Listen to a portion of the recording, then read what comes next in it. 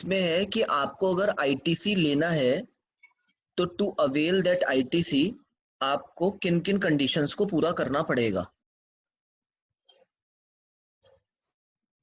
इसके लिए सेक्शन है हमारा section 16, very important section. Sorry, एक सेकंड।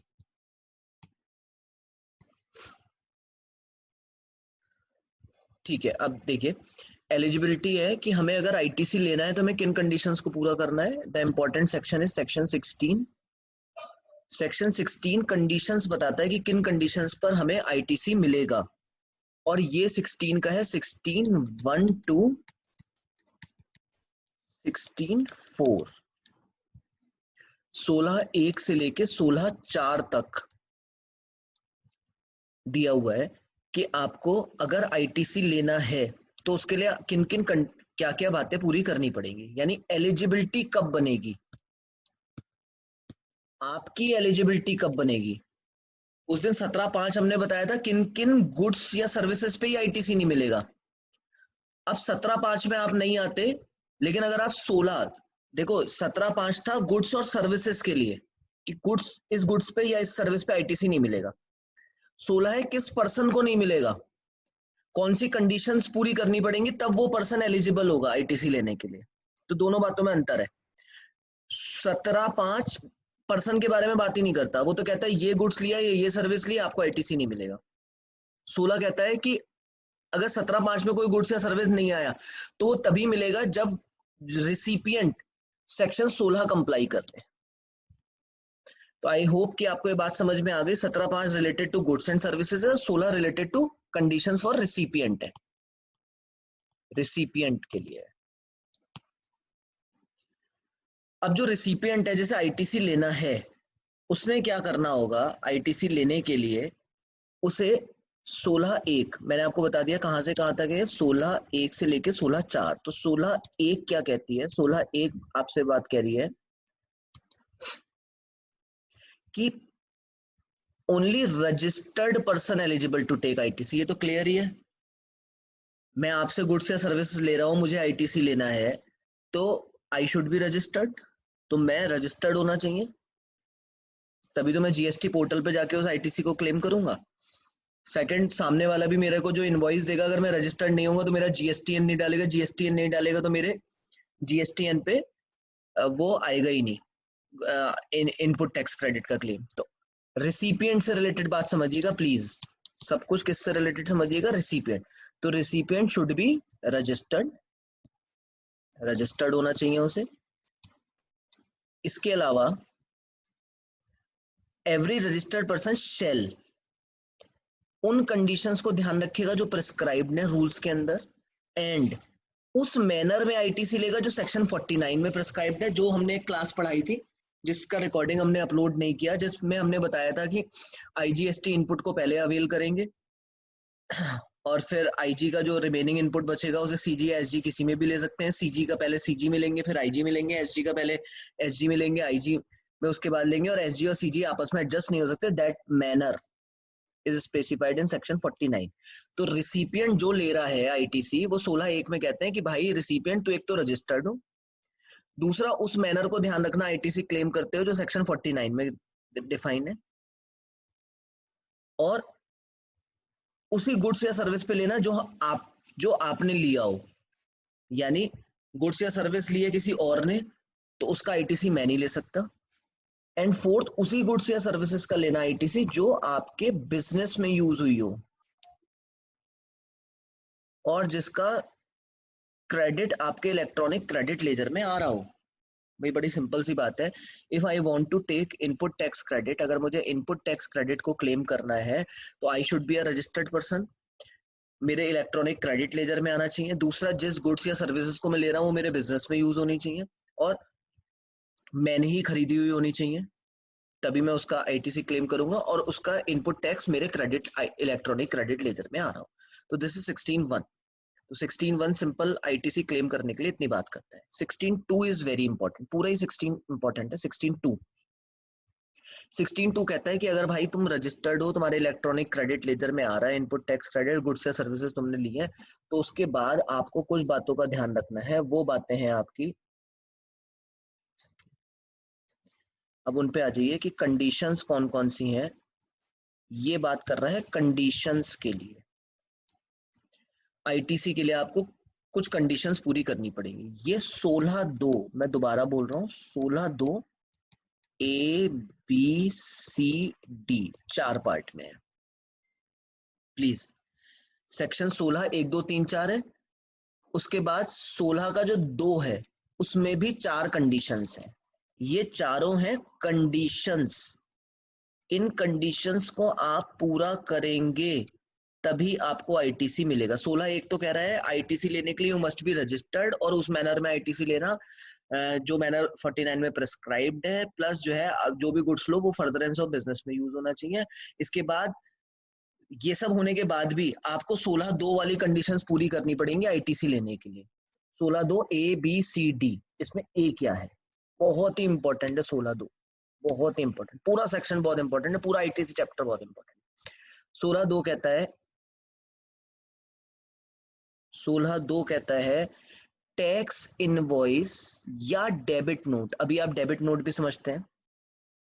टैक्स इनवॉइस या डेबिट नोट या अगर कोई और टैक्स पेइंग डॉक्यूमेंट है वो आपके पास होना चाहिए।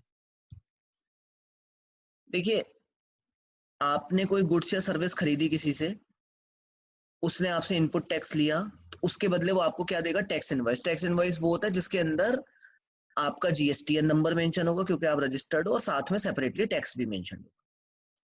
इस टैक्स इनवॉइस में अगर उसने कम पैसा चार्ज किया है या कम टैक्स चार्ज किया है तो लेटर स्टेज पे वो आपको क्या दे देगा, डेबिट नोट। इस डेबिट नोट के अंदर भी टैक्स चार्ज होगा। आपको डेबिट नोट की कहानी मैंने बता दी थी इस चैप्टर को बीच में रोक के।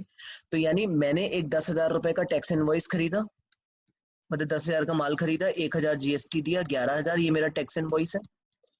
इस जीएसटी को अगर मुझे इनपुट टैक्स के रूप में क्लेम करना है तो इस इनवॉइस की कॉपी मेरे पास होनी चाहिए, पहला पॉइंट। दूसरा, अब इसमें वैल्यू कम थी, सप्लायर ने मुझसे कहा कि मैं 1,000 रुपए और लूंगा, तो 1,000 रुपए, 100 रुपए, 1,100 रुपए। इसके लिए वो मुझे क्या इशू करेगा, डेबिट नोट, जिसके अंदर भी जीएसटी मेंशन होगा। इस डेबिट नोट की कॉपी भी मेरे पास होनी चाहिए। अगर ये मेरे पास नहीं है तो कोई प्रूफ नहीं है कि मैं आईटीसी क्लेम नहीं कर सकता हूँ। जैसे मान लीजिए मैं आपसे पूछूं कि भाई आप सारे बच्चे 12वीं पास हो या नहीं हो, और आप मुझसे बोलो कि हाँ सर हम 12वीं पास है, तो क्या प्रूफ है, आपके कहने से मान लूं कि 12वीं पास हो आप, क्या प्रूफ है, क्या दिखा सकते हैं आप? कोई एक बच्चा रिप्लाई करे, हिया क्या प्रूफ होगा? मार्कशीट। मार्कशीट। सम सेम मार्कशीट। सेम सेम क्या है कि मैंने ये माल खरीदा, अब मैं कह रहा हूँ मैं 1,000 रुपए का आईटीसी ले रहा हूँ, मुझसे जीएसटी डिपार्टमेंट ने पूछा ये 1,000 रुपए का तुम जो जीएसटी ले रहे हो इसके अगेंस्ट में तुम्हारे पास क्या प्रूफ है कि माल तुमने खरीदा है? मैं कह रहा हूँ मैं ही प्रूफ हूँ, इतना बड़ा मैं बोल रहा हूँ। तो मेरी कोई जबान हरिश्चंद्र की जबान है क्या जो मेरे बोलने से हो जाएगा? I must have some evidence, मेरे पास कुछ ना कुछ एविडेंस होना चाहिए, and that evidence is tax invoice और डेबिट नोट। क्या बिल ऑफ सप्लाई तो वीडियो रखना? हाँ जी, लैग कर रही क्या? है। हेलो, मेरा वॉल्यूम में दिक्कत आ रहा है? सभी बच्चों को प्रॉब्लम आ रही है कि क्लास में, एक बार बताइए। नहीं सर, सही है। हाँ, हिया आपको सही आ रही है? Yes sir. अदम में आपको भी सही आ रही है? अदम में तो है नहीं। ऋषभ आपको दिक्कत आ रही है क्लास में? ये सर काफी लैग कर रही है मेरे साइड से। तो इसका मतलब बेटा आपका इंटरनेट का प्रॉब्लम हो रहा है, थोड़ा लोकेशन चेंज कर लो कहीं। ठीक है सर। दोबारा वापस आते हैं, तो हमारे पास एक इनवॉइस होना चाहिए। मेरा क्वेश्चन ये है, क्या टैक्स इनवॉइस और डेबिट नोट के अलावा बिल ऑफ सप्लाई रखने में कोई दिक्कत है क्या? मैं बिल ऑफ सप्लाई भी ले लेता हूँ। बिल ऑफ सप्लाई आईटीसी के लिए सही प्रूफ रहेगा या नहीं रहेगा? तन्मय, नो सर। क्योंकि बिल ऑफ सप्लाई में टैक्स मेंशन ही नहीं होता और उसके अगेंस्ट हमें कोई आईटीसी मिलता भी नहीं है, इसलिए टैक्स इनवॉइस, डेबिट नोट या कोई टैक्स पेइंग अगर कोई डॉक्यूमेंट हो। आपको ध्यान होगा जब मैंने टैक्स इनवॉइस वाला चैप्टर पढ़ाया था तो मैंने कहा था टैक्स इनवॉइस, डेबिट नोट, या गवर्नमेंट समटाइम प्रेस्क्राइब कर देती है कोई और टैक्स पेइंग डॉक्यूमेंट भी, ठीक है, जिसके अंदर पेमेंट वाउचर भी आएगा। अगर आपको ध्यान हो, आप रिवर्स चार्ज के अंदर है बेटा, तो रिवर्स चार्ज के अंदर आपको कोई टैक्स इनवॉइस तो मिलता नहीं है। अरे रिवर्स चार्ज में तो रिसिपिएंट हूँ Yes, ना, sir. सप्लायर तो टैक्स इनवॉइस देगा नहीं, लेकिन मेरी जेब से तो टैक्स जा रहा है ना। मैंने गुड्स और सर्विस ली, उसके अगेंस्ट मैंने भले ही सप्लायर को टैक्स नहीं दिया, but I have deposited tax directly to the government. Then in that case I must have some documentary evidence, that is called payment voucher, Yes. है ना। तो वो सारे टैक्स पेइंग डॉक्यूमेंट्स, ठीक है।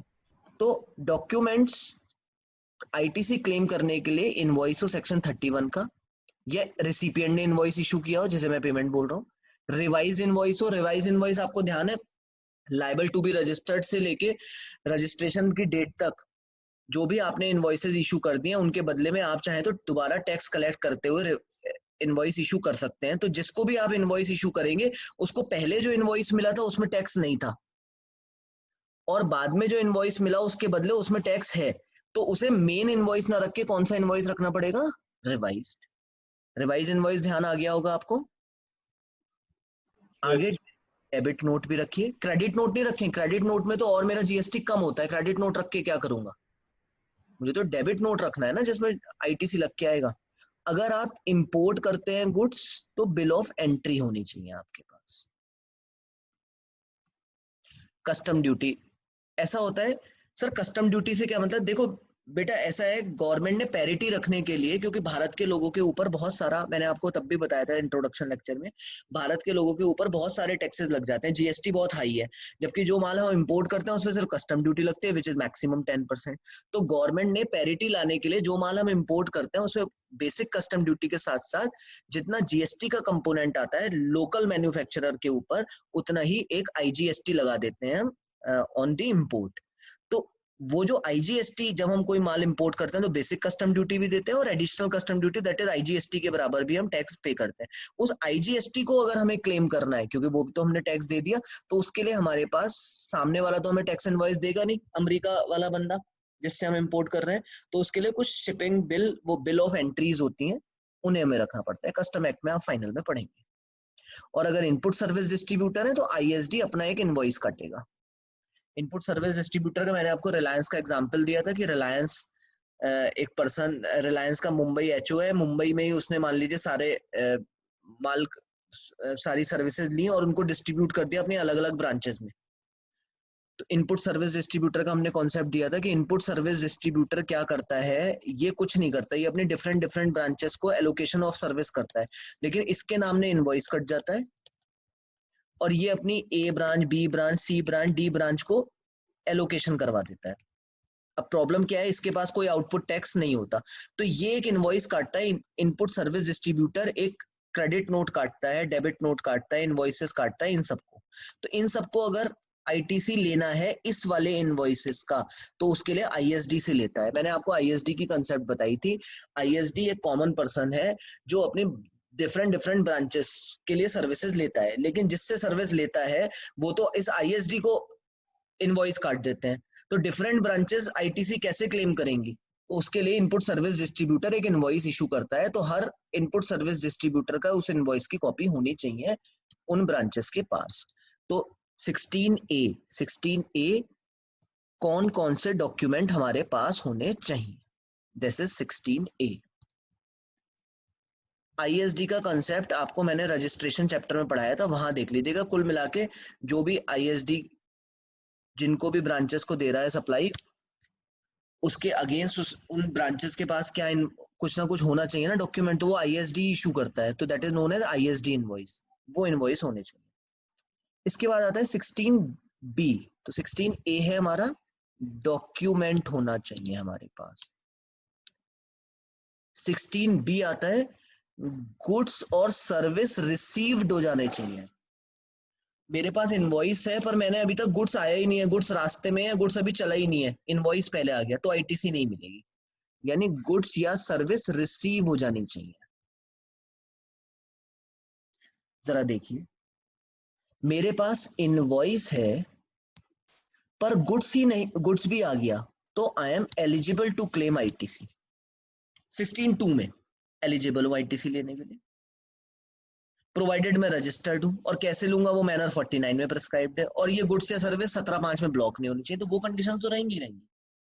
बी, इनवॉइस ही नहीं है मेरे पास, सिर्फ और सिर्फ मेरे पास क्या है, गुड्स रिसीव हो गया, इनवॉइस नहीं आया, no no no no no. Sir मेरे पास इनवॉइस आ गया लेकिन गुड्स अभी तक नहीं आया है, ना ना ना ना, सवाल ही नहीं होता, आपको आईटीसी मिल जाए।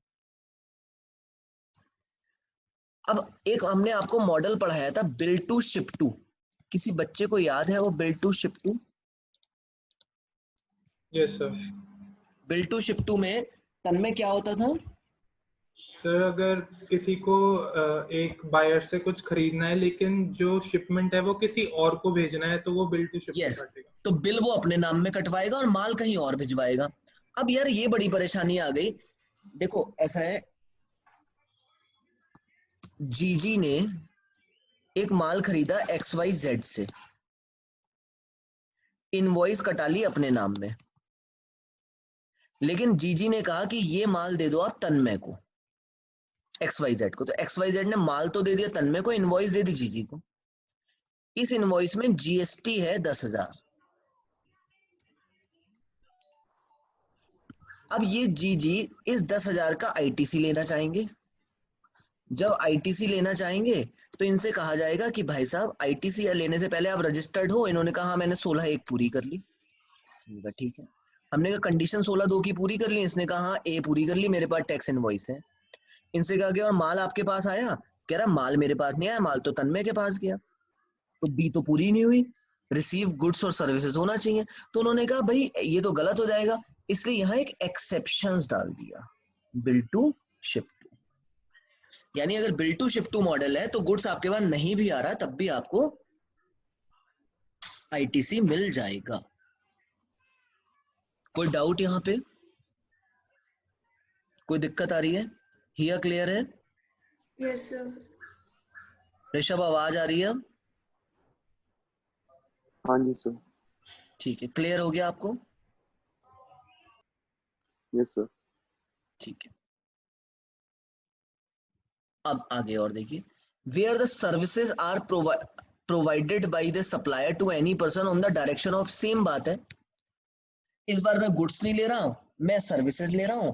और सर्विसेज में मैं जैसे मैंने बोला था कि कुछ सर्विसेज हो सकता है हम ऐसी लें जो जैसे जैसे हमारे यहाँ सैटेलाइट चलती है, तो सैटेलाइट में अगर कोई प्रॉब्लम आ जाती है तो हम क्या करते थे, सैटेलाइट जिनसे हमने लिया है, जैसे फॉर एग्जांपल स्वप्निल पटनी की सैटेलाइट चलती है मेरे यहाँ, तो मान लो सैटेलाइट से लाइव पढ़ाते हैं, तो मैंने स्वप्निल पटनी क्लासेस को बोला कि मेरे यहाँ सैटेलाइट में कोई प्रॉब्लम आ गई है। तो उन्होंने जो सैटेलाइट सर्विसेज जिससे भी ले रखी होगी ह्यूज वगैरह से, उनको फोन करेंगे कि गौरव गुप्ता के यहाँ जो सैटेलाइट की प्रॉब्लम है वो ठीक कर दीजिए। ह्यूज वाला बिल किसे देगा?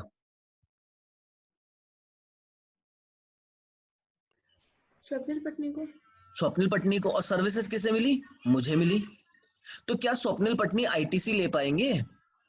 ले पाएंगे, वो एक्सेप्शन है। ये नहीं चलेगा स्वप्निल पटनी से कहा जाए तुमने ही सर्विस लेनी चाहिए थी, तो एक्सेप्शन है। ये दो क्वेश्चन आपको होमवर्क में दिए जाते हैं, ठीक है। एक पढ़ा देता हूं। X is a trader who places an order to Y for a consignment of chemical. X receives a buying order from Z for the quantity of chemical X। यानी X एक ट्रेडर है जो Y को order देता है कि मुझे आप केमिकल दे दो, और इधर Z X से कहता है मुझे केमिकल दे दो। तो X Y से कहता है कि तुम डायरेक्टली किसको केमिकल दे दो? Z को, लेकिन बिल मुझे दो। तो Y बिल देता है X को और माल देता है Z को। This is called bill to ship to. Is X entitled to claim ITC? The answer is yes, X is entitled to claim ITC। बिल्कुल क्लियर कट ITC क्लेम कर लेगा bill to ship to model के तहत। 16(2)B। तो 16(2) के अंदर conditions हैं। ये कंडीशंस कितनी है हमारे पास? 4 में से A हो गई, हमारे पास इनवॉइस होना चाहिए, B हो गई, हमारे पास माल आ जाना चाहिए, उसका एक्सेप्शन होगा C। टैक्स जो चार्ज किया गया है वो एक्चुअली पेड हो गवर्नमेंट को। पहले बताओ टैक्स किसने आईटीसी कौन ले रहा है, रेसिपिएंट या सप्लायर? हिया जी, द सप्लायर। आईटीसी कौन ले रहा है? Sir recipient. रेसिपिएंट। हाँ आजकल मतलब ऐसे ब्लड प्रेशर मत हाई करवाओ मेरा, रेसिपिएंट। और रिसिपिएंट क्या सरकार को डायरेक्ट टैक्स दे रहा है या सप्लायर को टैक्स दे रहा है जिसका उसे आईटीसी क्लेम करना है सप्लायर को? तो वो टैक्स सप्लायर ने की जिम्मेदारी है कि वो गवर्नमेंट को जमा कराए। यानी यहाँ कंडीशन दी है tax charge in respect of such supply has been actually paid to the government by, कौन पे करेगा इसे? सप्लायर। मींस मैं क्या कहना चाहता हूँ, एक्स ने सर्विस दी वाई को, Y is the recipient, X is the supplier. Y ढूंढेगा कि एलिजिबिलिटीज हो जाए 16 की। 16 में ए, वाई के पास इनवॉइस होना चाहिए। 16 में बी, वाई के पास गुड्स या सर्विस है, सही है। 16 में सी, वाई कहेगा टैक्स गवर्नमेंट के पास जमा हो जाए। क्या वाई में इतनी ताकत है कि गवर्नमेंट के पास टैक्स जमा करा देगा? ऋषभ बताइए, क्या वाई टैक्स गवर्नमेंट के पास जमा करा सकता है? नहीं सर। वाई ने तो टैक्स किसे दे दिया? एक्स को। तो वाई सिर्फ एक्स को फोन करके कह सकता है कि मेरे भाई मेरी सी कंडीशन अटक गई है, तू ये टैक्स किसको जमा करा दे? गवर्नमेंट को, otherwise I am not able to claim ITC. बोलो भैया, बात समझ में आई? तो यहाँ बाई सप्लायर है, अपनी बुक में एंटर कर देना। लॉ में ऐसे नहीं लिखा हुआ है, ये हमारी इंटरप्रिटेशन के हिसाब से हमें समझना पड़ेगा। देखिए आपकी काउंसलर मैडम, उनका एग्जाम्पल आ गया, मिस रीमा ने एक लैपटॉप परचेज करा, यानी रीमा मैडम आ गई यहाँ रिसिपिएंट। इन्होंने एक लैपटॉप परचेज करा 50,000 रुपए का 1 अगस्त 2017 को, जिसपे इन्होंने सीजीएसटी 4500 और एसजीएसटी 4500 9,000 रुपए जमा कर दिए और ये इन्होंने 59,000 में खरीद लिया। अब कह रहे हैं आईटीसी के लिए मिस रीमा कैसे एलिजिबल होंगी? If supplier is fail to make the payment of GST to government. Oh my god, इन्होंने जिससे ये खरीदा ना लैपटॉप, इस बंदे ने गवर्नमेंट को नहीं दिया। रीमा मैम ने तो इसे विश्वास करके टैक्स दे दिया, लेकिन इन्होंने धोखा कर दिया रीमा मैम के साथ, इन्होंने टैक्स गवर्नमेंट को जमा नहीं कराया। जब गवर्नमेंट को इन्होंने टैक्स जमा नहीं कराया, अब रीमा मैम को तो आईटीसी मिलना चाहिए, नहीं मिलना चाहिए? She is innocent. सर मिलना चाहिए, लेकिन अभी मिलेगा नहीं जब तक टैक्स नहीं कराएगा। चाहिए, हम चाहिए के हिसाब से चलें, हम अपने दिल की आवाज सुने या हम लॉ की लाइनें पढ़ें? सर लॉ की लाइन। लॉ के हिसाब से मिलना चाहिए, नहीं मिलना चाहिए? No sir. रीमा मैम कह रही है लेकिन मैंने तो बड़ी इनोसेंसी में मैम को टैक्स दे दिया, वो उसको सप्लायर को। तो गवर्नमेंट कह रही है भाई तुमने इसको दे दिया तो इससे मांगो टैक्स, मुझसे मांग रहे हो कि मुझे टैक्स एडजस्ट करा दो, मेरे पे तो है ही नहीं कुछ जो मैं तुम्हारे लिए एडजस्ट कराऊं, तो मैं भी तुम्हारी तरह ही इनोसेंट हूं। सो इसको पकड़ो, या तो इससे मेरे पास टैक्स लाओ तो मैं तुम्हें टैक्स दे सकता हूं। तो गवर्नमेंट भी अपने पार्ट पे सही है, रीमा मैडम भी ठीक है, ये कल्प्रिट है। इस कल्प्रिट को पकड़ने के लिए गवर्नमेंट जाए अपनी टीम भेजे, बोले तू कल्प्रिट है रीमा मैम का, या रीमा मैम ने खुद करना पड़ेगा, इन्होंने जमा करवाना। तो इन्हें जमा करवाने के लिए, फोर्स करने के लिए गवर्नमेंट ने नाटक क्या करा, इन्हें आईटीसी नहीं दिया।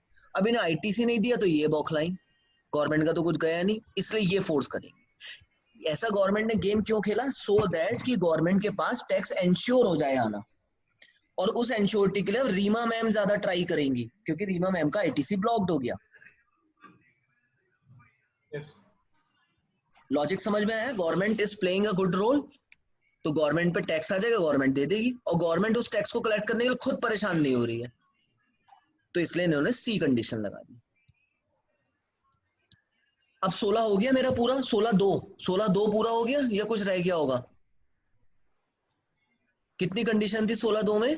4। ए क्या है? इन आपके पास डॉक्यूमेंट होना चाहिए। बी क्या? आपके पास गुड्स या सर्विस आने चाहिए, लेकिन उसका एक्सेप्शन क्या है कि गुड्स या सर्विस आप पे ना हो तब चल जाएगा, अगर जो है आप billed to ship to model है।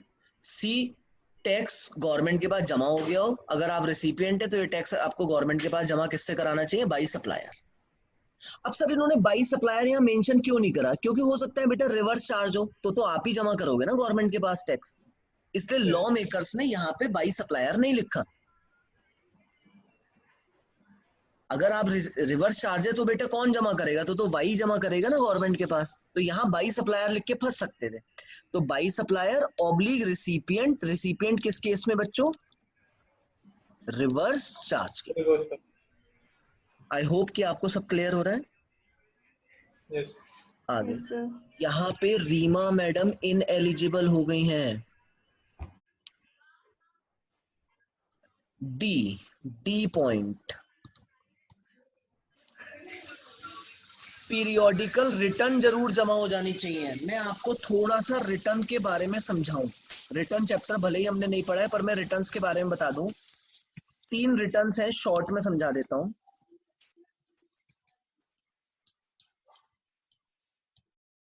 शॉर्ट में जीएसटीआर 1 होती है, ये आपकी आउटवर्ड सप्लाई की रिटर्न होती है। जीएसटीआर 3B होती है consolidated return of inward, outward and tax payment. और जीएसटीआर 2 होती है 2A, ऑटो पॉपुलेट होती है, ऑटो पॉपुलेट होती है, एक मिनट, ऑटो पॉपुलेट होती है इनवर्ड के बारे में, आपके इनवर्ड के बारे में। देखिए, जो माल मैं बेचूंगा उसके लिए मैं जीएसटीआर 1 फाइल करूंगा। जो माल मैं बेचूंगा उसके लिए मैं जीएसटी, आउटवर्ड सप्लाई मैंने क्या करी पूरे महीने में, महीने और क्वार्टरली सब बेसिस पे होती है, अभी महीने के माल लेते। जो माल मैं बेचूंगा उसके लिए मैं आउटवर्ड सप्लाई जीएसटीआर 1 फाइल करूंगा, और इसकी डेट होती है मेरी 10th ऑफ नेक्स्ट मंथ। तो मैंने जिस जिसको माल बेचा होगा उसके लिए मैं जीएसटीआर 1 फाइल करूंगा। मैंने जो जो माल खरीदा होगा इसके लिए जीएसटीआर 2A होता है। ये 2A ऑटो पॉपुलेट होता है, यानी ऑटोमेटिकली हमारे जीएसटीएन में दिखता है। ऑटो पॉपुलेट कैसे होगा? अब देखो, जैसे मैंने तन्मय और हिया को जो माल बेचा, इसके लिए मैंने जीएसटीआर 1 फाइल करा 10th को, कि मैंने तन्मय को बेचा है, मैंने हिया को बेचा, अगर आप दोनों रजिस्टर्ड हैं तो। अब तन्मय और हिया के जीएसटीएन नंबर पे डाल के मैंने आउटवर्ड सप्लाई भर दी। तो जब मैंने ऑनलाइन इंटीमेट कर दिया कि तन्मय को मैंने 10,000 का माल बेचा, हिया को 20,000, ऋषभ को 30,000, तो इन सारे के सारों पर तन्मय, हिया और ऋषभ, आपके यहाँ पर जीएसटीआर क्या आ जाएगा? 2A।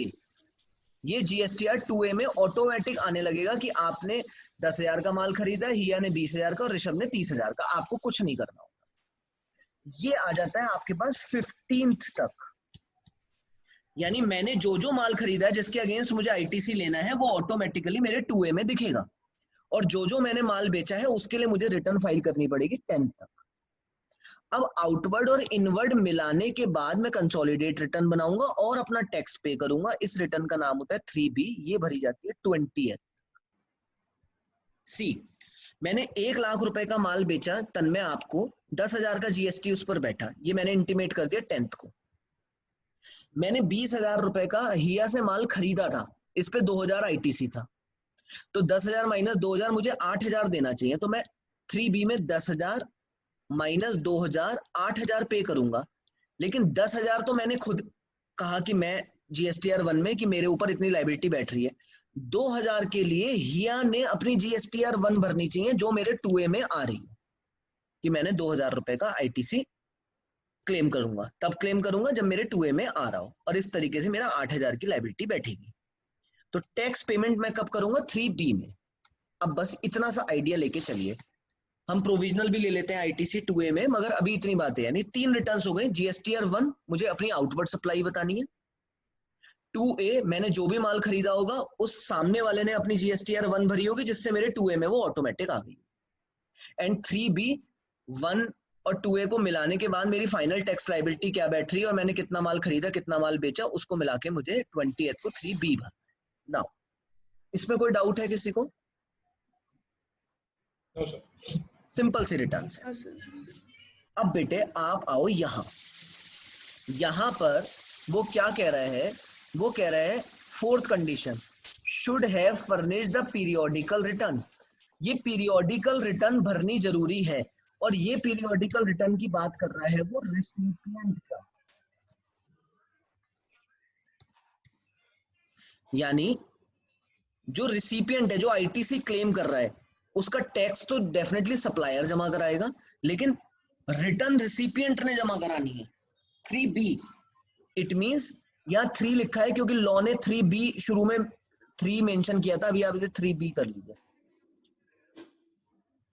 जैसे मैं आपको समझाता हूँ। हम बात करते हैं अप्रैल की, 1 सेकंड होल्ड करना।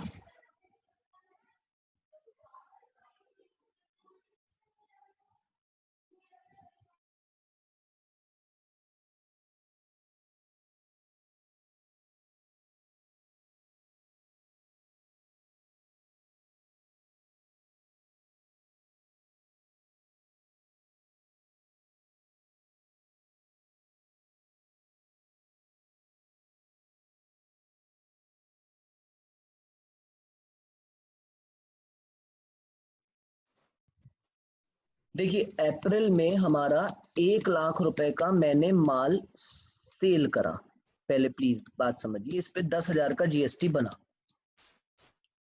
1,10,000, ये 10,000 मेरी लायबिलिटी बन गई। मैंने अप्रैल में ही एक 60,000 का माल खरीदा,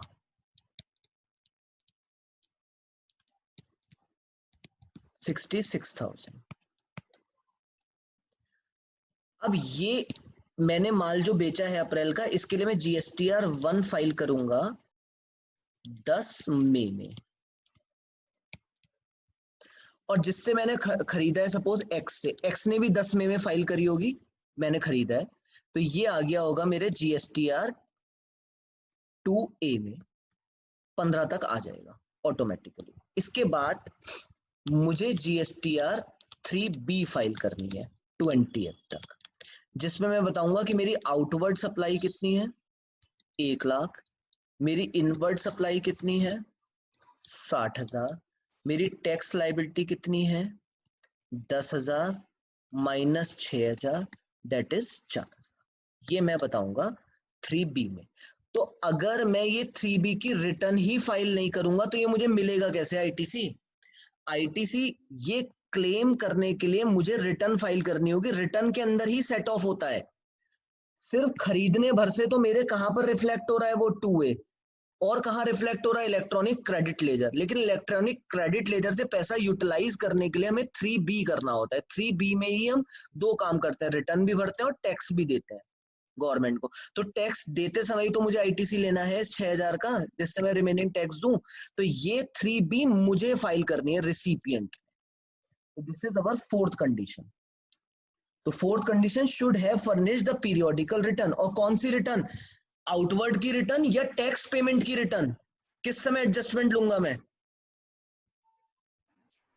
वन में टैक्स पेमेंट। ऑब्वियसली 1 में तो मैं सिर्फ अपने आउटवर्ड बताऊंगा, उसमें मैं आईटीसी का एडजस्टमेंट कैसे लूंगा? तो जब मैं 3B भर रहा हूँ तो यहाँ 3B कर लीजिए। अब जरा देखिए, एक बंदे ने जनवरी की रिटर्न फाइल कर दी तो जनवरी का आईटीसी मिल जाएगा। फरवरी की आईटीसी फाइल नहीं करी, फरवरी का रिटर्न मतलब रिटर्न फाइल नहीं करी, आईटीसी नहीं मिलेगा। अगर आप किसी भी महीने की रिटर्न फाइल नहीं करते हैं तो अगले महीने की रिटर्न फाइल नहीं हो सकती है, ये ध्यान रखिए जीएसटी में। फरवरी की फाइल नहीं करी तो मार्च की हो ही नहीं सकती, फरवरी की फाइल नहीं करी इसलिए मार्च की हो ही नहीं सकती, मार्च की हो नहीं सकती, मार्च का भी आईटीसी नहीं। तो there are 4 condition in 16 A B C D 16(2) में, ठीक है। इसके बाद आ जाइए 16(3), दिस इज 16(3) और फिर 16(4). 16(3) क्या कहते हैं? ITC not admissible if depreciation claimed on tax component. आप समझो मैंने 1 लाख की एक मशीन खरीदी, इस पे 10,000 जीएसटी दे दिया, 1,10,000। अब मैं डेप, अच्छा इस जीएसटी का मैंने आईटीसी ले लिया, तो मेरी मशीन की कॉस्ट कितनी पड़ी? कोई एक बच्चा रिप्लाई दे दे, टन में कितनी? 1 लाख।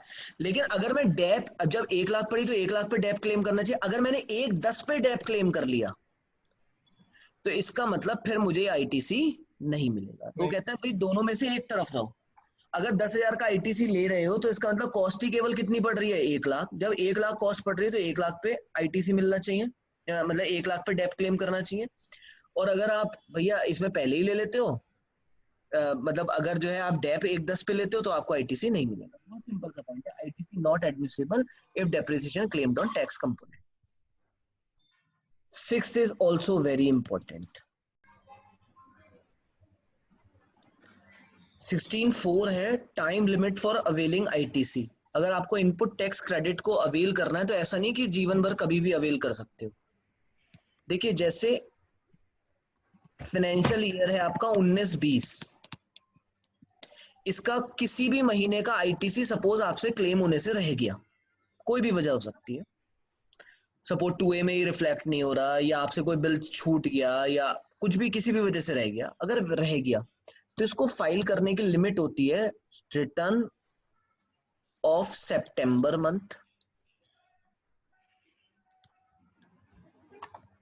और annual return, date of annual return जो भी अर्लियर हो। सितंबर मंथ की रिटर्न कब जाएगी जरा बताइए मुझे। अक्टूबर, 20 अक्टूबर। 19-20 है तो 20 अक्टूबर 20। फाइनेंशियल ईयर 19-20 में अगर आपकी किसी भी महीने की आईटीसी छूट गई, या तो आपका बिल छूट गया था, बिल आपने देखा नहीं, या 2A में नहीं आया, कोई भी वजह हो सकती है, तो इस 19-20 का जो भी आपका आईटीसी छूट गया है वो जो नेक्स्ट सितंबर मंथ आएगा 2020 का, उसकी रिटर्न फाइल करने की 20 अक्टूबर। और एक एनुअल रिटर्न होती है, साल के एनुअल रिटर्न भरने होते हैं, 19-20 की रिटर्न भरनी होगी, जिसकी मैक्सिमम डेट है 31 दिसंबर। मैक्सिमम डेट है एनुअल रिटर्न, पूरे साल में आपने ओवरऑल क्या किया। 3B सिर्फ एक महीने का ओवरऑल डाटा होता है, एनुअल रिटर्न पूरे साल का डाटा होता है। तो इसकी मैक्सिमम डेट है 31 दिसंबर, आप पहले भी कभी भी फाइल कर सकते हैं। अब जरा देखिए, कोई बंदा मेरे पास आता है, कहता है जुलाई का एक इनवॉइस रह गया हमारा उसका आईटीसी क्लेम करने का, जुलाई 19 का। तो मैंने कहा कोई बात नहीं, 20 अक्टूबर 20 तक, इन दोनों में जो पहले पड़ेगा 20 अक्टूबर 20 तक आप क्लेम कर सकते हो। सपोज वो अगस्त में मेरे पास आता है, अगस्त 20 में, तो मैं कहता हूँ क्लेम हो जाएगा, बट वो कहता है नहीं नहीं मैंने 31 मई को ही अपनी एनुअल रिटर्न फाइल कर दी थी। अगर एनुअल रिटर्न पहले फाइल कर दिए तो मैक्सिमम डेट है एनुअल रिटर्न फाइल करने की, 19-20 की एनुअल रिटर्न कब फाइल कर सकते हैं, मैक्सिमम 31 दिसंबर। लेकिन अगर उसने पहले फाइल कर दी तो 31 मई 20 और 20 अक्टूबर 20, विच एवर इज अर्लियर, 31 मई 20 तक ही वो पिछले साल के अपने छूटे हुए आईटीसी को ले सकता था, तो फिर नहीं मिलेगा। यानी प्लीज जरा बात समझिए, वो क्या कह रहे हैं, a registered person shall not be entitled to take ITC in respect of any invoice or debit note for supply of goods or service or both after the due date of furnishing of the return under section 39 में आती है वो 20 वाली, मतलब जो हर महीने की 20 को करने, 3B September for the month September following the end of financial year, financial year के बाद जो भी सितंबर आएगा उसकी जो ड्यू डेट होगी रिटर्न की वो, और furnishing of the relevant annual return which ever is earlier, जिसकी मैक्सिमम डेट एनुअल रिटर्न की क्या है 31 दिसंबर। अगर पहले फाइल करती तो जो भी डेट पे फाइल करी वो, और 20 अक्टूबर विच एवर इज अर्लियर तक आप अपना आईटीसी ले सकते हैं। जरा मेरी एक बात समझिए, एक इनवॉइस था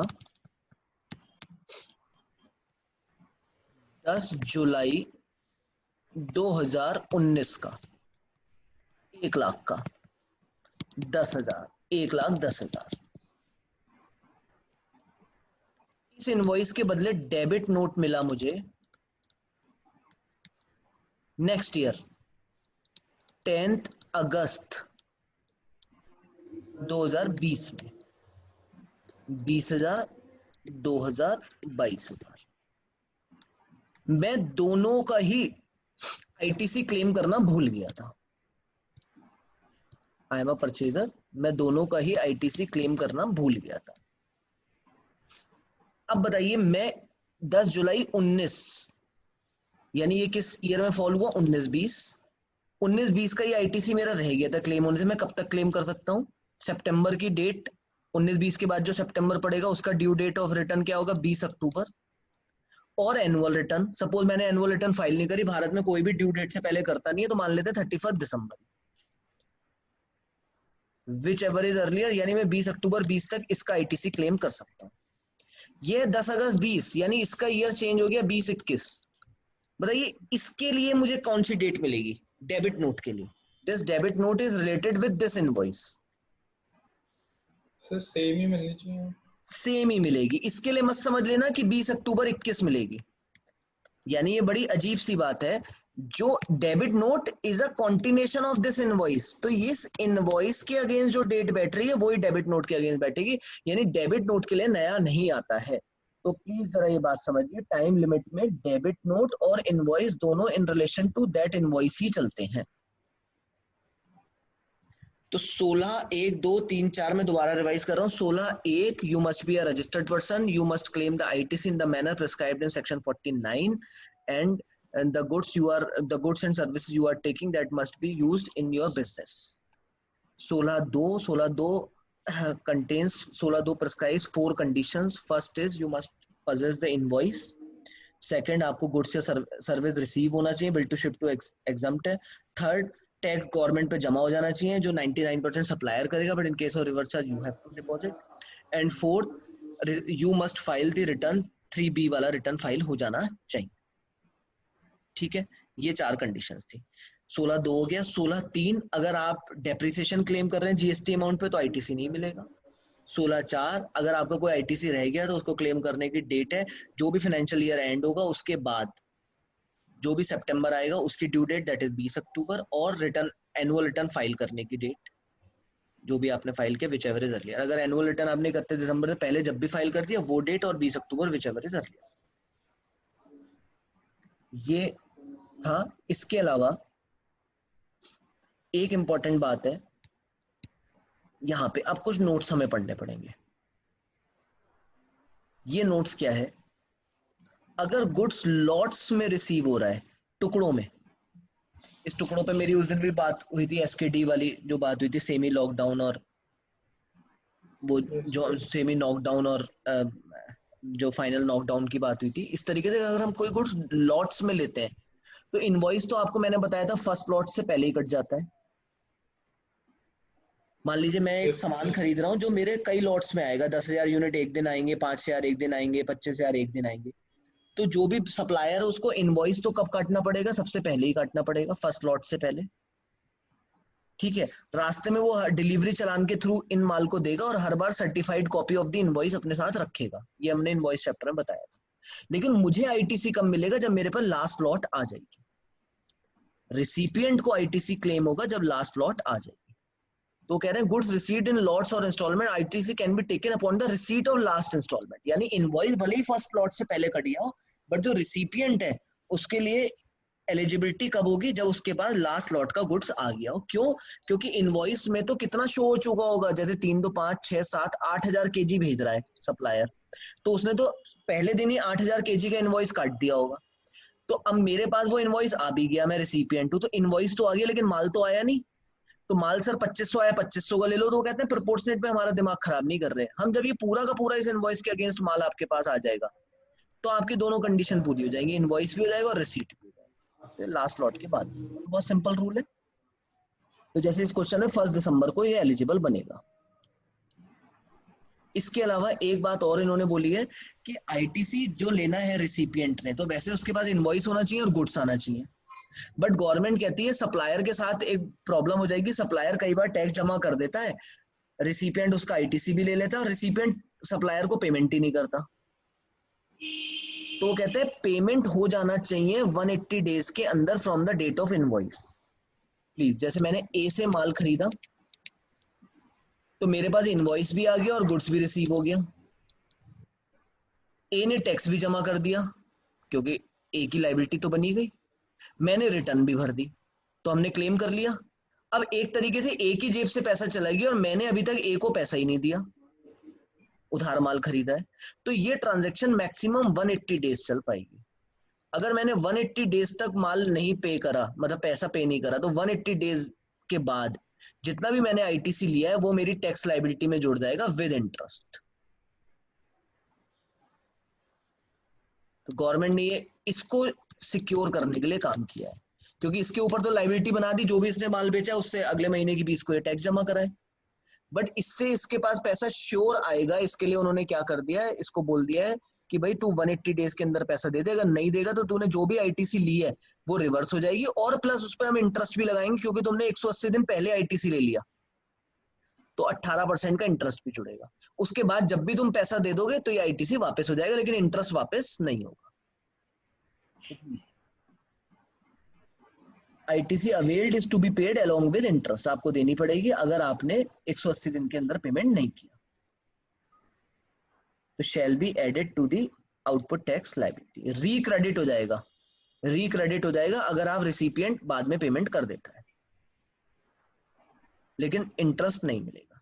ये एक इंपॉर्टेंट पॉइंट है। इसके अलावा एक और बात देख लीजिए, बस ये दो रूल्स आए 36(3), 36(4). 36(3) तो साफ कहता है कि मान लीजिए कोई आपका फ्रॉड पकड़ा गया और उस वजह से कोई आईटीसी, कोई फ्रॉड अगर पकड़ा गया है और फ्रॉड पकड़ने के कारण आपसे टैक्स जमा कराया जा रहा है, चाहे रिवर्स चार्ज का चाहे किसी भी केस का, तो उसका आपको आईटीसी नहीं मिलेगा।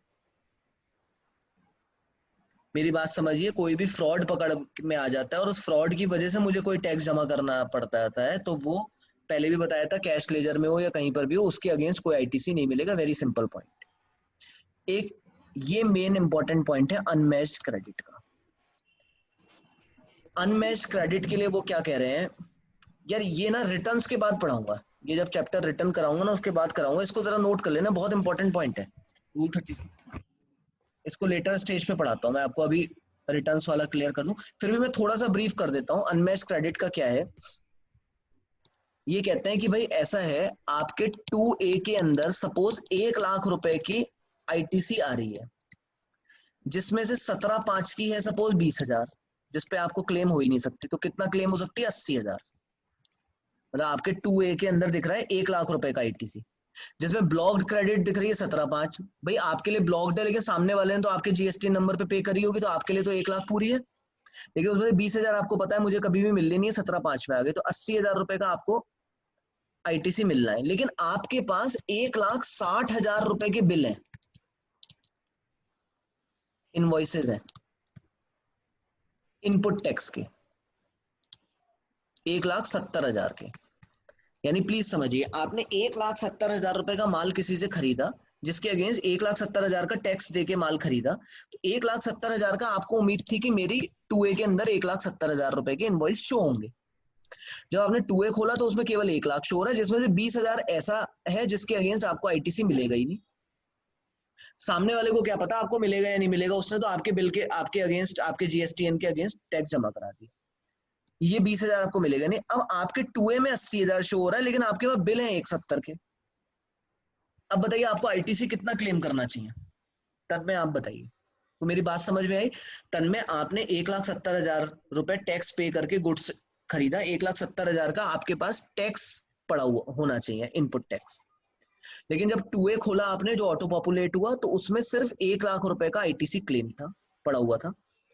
उस 1 लाख में से भी 20,000 का आईटीसी ऐसा है जो 17(5) में आता है। 17(5) का मतलब जिसको आप क्लेम नहीं कर पाएंगे, तो आप 80,000 ही क्लेम कर पाएंगे एज पर 2A। लेकिन आपके पास बिल है 1,70,000 का, जिनका गुड्स भी आपने रिसीव कर लिया है। अब आप बताइए आप कितना आईटीसी क्लेम कर पाएंगे? बताइए तन्वी। सर 80,000 का ही क्लेम कर पाएंगे फिलहाल तो, वैसे क्योंकि लेकिन गवर्नमेंट ने एक रिलैक्सेशन कर दिया, गवर्नमेंट कहती है 80,000 का 20% और क्लेम कर सकते, 16,000। तो गवर्नमेंट ने कहा है अनमैच्ड क्रेडिट, जरा प्लीज मेरी बात पढ़िए। गवर्नमेंट ने कहा अनमैच्ड क्रेडिट। अनमैच्ड क्रेडिट क्यों? तुम्हारे हिसाब से 170 होना चाहिए और वहां पे है 80, तो कहते हैं unmatched credit can not exceed 20% of the ITC available in GSTR 2A। ITC available in GSTR 2A कितनी थी? 1 लाख। 1 लाख आईटीसी अवेलेबल नहीं थी, 1 लाख तो इनपुट टैक्स था। लेकिन अवेलेबल कौन सी होगी तुम्हें? 17(5) हटाने के बाद। तो अवेलेबल थी 80,000। 80,000 का 20% से ज्यादा आपका अनमैच्ड क्रेडिट नहीं मिल सकता। तो input tax credit to be availed by a registered person in respect of invoice और debit note the detail of which have not been uploaded by supplier. Supplier ने जीएसटीआर 1 भरा ही नहीं, जिस वजह से आपके 2A में आई नहीं। तो आप इसके सिर्फ 20% ऑफ एलिजिबल क्रेडिट का 20% in respect of invoice or debit notes which have been uploaded by supplier GSTR 1 and 2A of the recipient, आप सिर्फ इतना ही क्लेम कर सकते हैं। ये बात इन्होंने बोली है। यानी प्लीज ध्यान रखिए, अगर आपके पास इनवॉइस बहुत ज्यादा है तो आपको देखना पड़ेगा कि जो है 2A में कितना आ रहा है, 2A में एलिजिबल कितना आ रहा है, उस एलिजिबल का 20% ही आप क्लेम कर सकते हैं। बाकी जो आपके पास इनवॉइसेज हैं, आप उसके लिए फिर फोर्स करिए सप्लायर्स को, जिससे वो 2A में फाइल करें। तो दिस इज अ कंप्लीट 16 एक बार आई रिपीट, दोबारा वापस आ जाता हूँ और फिर आपको जहां जहां क्वेरी आएंगी 5 मिनट रखेंगे। 16 बहुत ही सड़ा दिया है मैंने, फिर भी देखिए 16 एक रजिस्टर्ड पर्सन क्लेम करेगा प्रेस्क्राइब मैनर में। 49 में जो मैनर है गुड्स और सर्विस जो आपको लिए हैं और आपने अपने बिजनेस में यूज किया। 16 दो कंडीशन दे रहा है A B C D, A document, B goods का रिसीव, सी का टैक्स, सी भी डी है यानी डिपॉजिट ऑफ टैक्स, और डी है रिटर्न फाइलिंग। तो एक तरीके से आप ध्यान रख सकते हैं 16 दो है डी आर। ठीक है dear, D R. First D is document, second R मतलब R is receipt, then D is deposit of tax and R is return filing.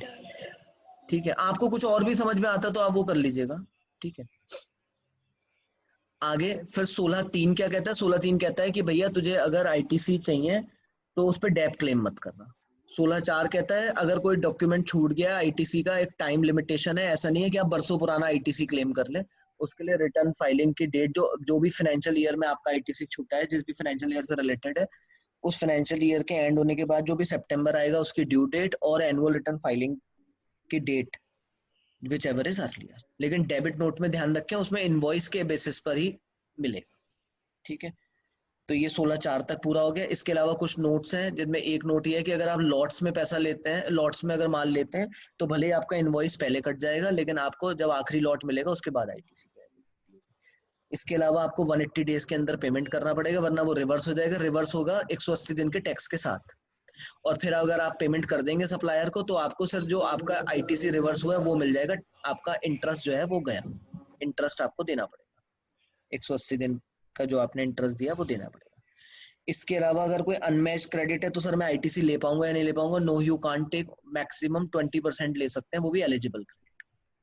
Sir अगर कोई फ्रॉड के दौरान मुझे टैक्स देना पड़ गया, मैंने कुछ मतलब जो है कोई फ्रॉड किया और उस वजह से मुझे कोई टैक्स जमा करना पड़ा, जैसे रिवर्स चार्ज का मैंने जमा नहीं कराया था और मुझे जीएसटी वालों ने पकड़ा और मैंने रिवर्स चार्ज का फिर जमा करा दिया, तो अगर उनके नोटिस के बाद अगर मैं कुछ भी जमा कराता हूँ तो उस टैक्स का मुझे आईटीसी नहीं मिलेगा। Rule 36(3). This complete section 16। Yes, ask the queries. ITC is little bit technical but it's very important.